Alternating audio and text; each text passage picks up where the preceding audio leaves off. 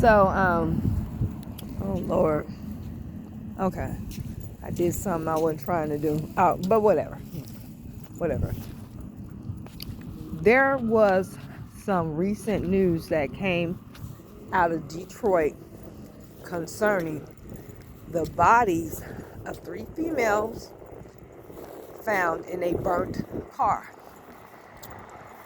One was an elder lady, her daughter. Her daughter was 24, and her 11-year-old grandchild. Okay, three females found in the burning car around the 1st of this month. All right. So the oh my, I'm getting ready to get bit up. So that's the dog barking at me. So the other daughter, the mother of the 2 daughters, the other daughter that was looking for them, she was calling them and she couldn't get them to answer the phone. She called the mother's phone, couldn't get her to answer. She called her sister's phone, couldn't get her to answer either. So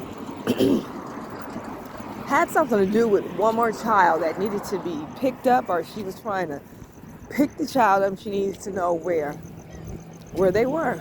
A little 4-year-old boy. So she's watching the news and she hears the news about the bodies being found in a car that had been set on fire. And on the news they showed the car and her heart dropped. She said that was her mother's car. And soon learned that was her mother, her sister, and her daughter who had been found in that burnt car. So I'm thinking that first they probably thought it was some type of accident.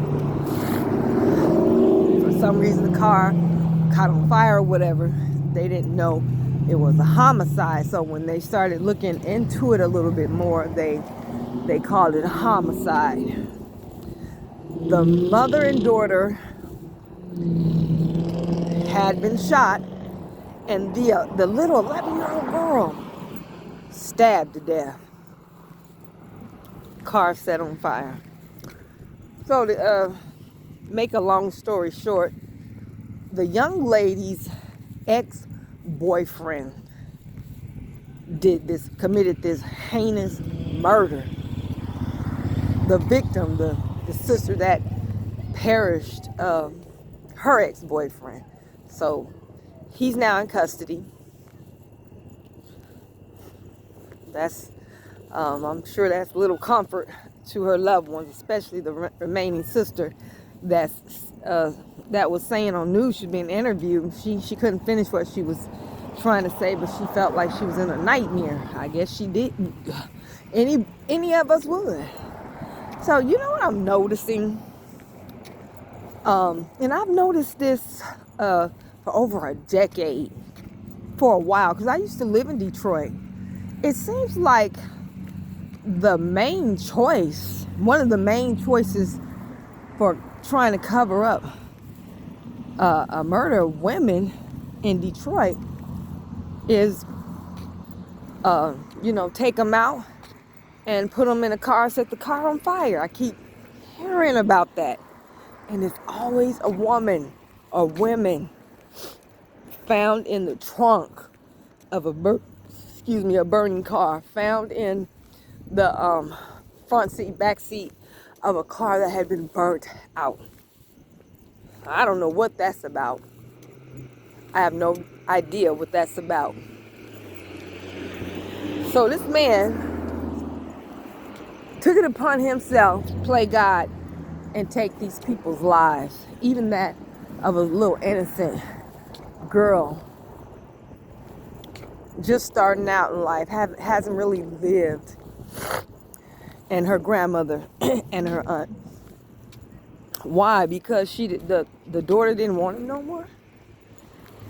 She didn't want his funky behind evil ass no more? Is that why?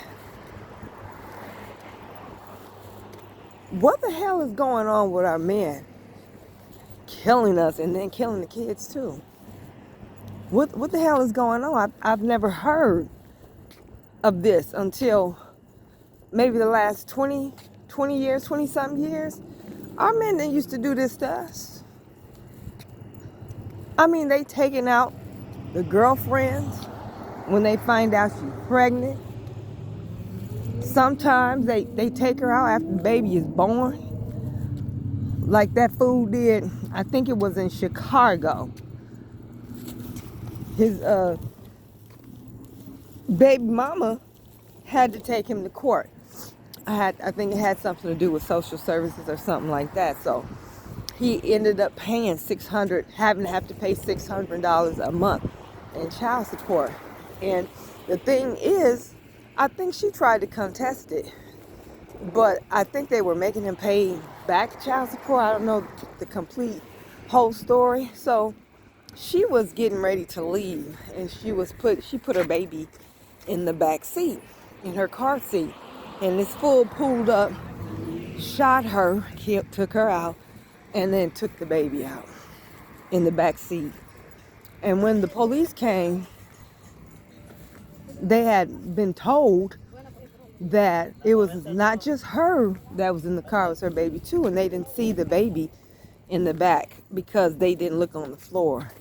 He had, shot the baby, the little girl, and she ended up on the floor. So every time I look up, I'm hearing stories like this back to back. Something is not right. This is so awful. I just don't know what to say, except that they didn't used to do this to us. If you ask me, I think they're under a spell. I don't know exactly what it is, but I know it's got to be a combination of things that has our men so twisted that they are now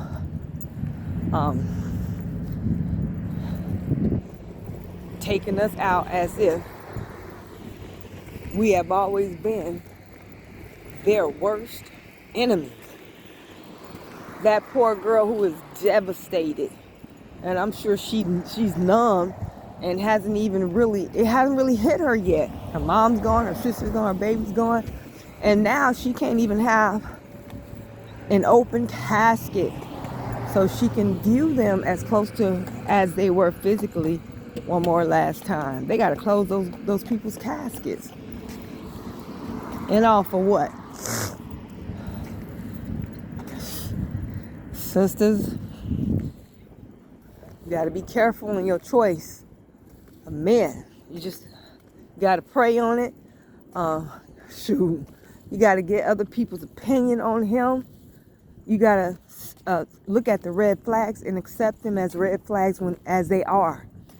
You got to do your due diligence. All right? Because these days, you are sleeping with your enemy. You're having babies by men who are your enemy and an enemy to that child, their own offspring. Flesh and blood don't matter. That's your enemy. So you're going to have to be very, very careful. It's so sad because all women want is to, have a family. Be married, have kids. That's all they want. That's all we want. But now, more and more, I'm seeing and hearing situations where women are talking about how it's so much more peace being alone. I was married for 19 years, and now I'm by myself. I've never felt so much peace. I haven't dated in 5 years. I feel so peaceful and happy. I haven't dated in 3 years, and I don't ever think I don't think I can go back to dating, because this peace is just, it's a doggone shame when you can find more peace. I find peace in being by yourself than being with that other person. You know that's supposed to complete you, your yin and yang. Someone to hold you and support you in your time of need. Someone whose shoulders you can lean on. You can tell your secrets to. You can do so much with, have so much fun with. You know, it's better to be alone than deal with the things that our sisters got to deal with today. All right, so I'm not gonna lie, I've seen a few seemingly happy, they look healthy to me, happy and healthy to me, the couples. And when I do see those couples, I praise them. I be so glad for them. Oh my God. You know, you made it work. You got your trials and tribulations too, but you love each other, you're crazy about each other. You know, whatever happens to you doesn't spill out. You and your mate doesn't spill out into the streets. You have too much respect for each other, but definitely can see the healthiness from the outside. So, women, be careful. And I remember saying this years and years ago. You are sleeping with your enemy. You are sleeping with the enemy. Peace, y'all. Thank you for listening to this video. Just wanted to spill my heart out and send condolences and prayers to the loved ones of the 3 that were so mercilessly murdered and burnt up. I hope that they were all deceased when that crazy demonic fool set that car on fire. We're gonna pray that they were already deceased. Okay, so peace, everybody. Take care.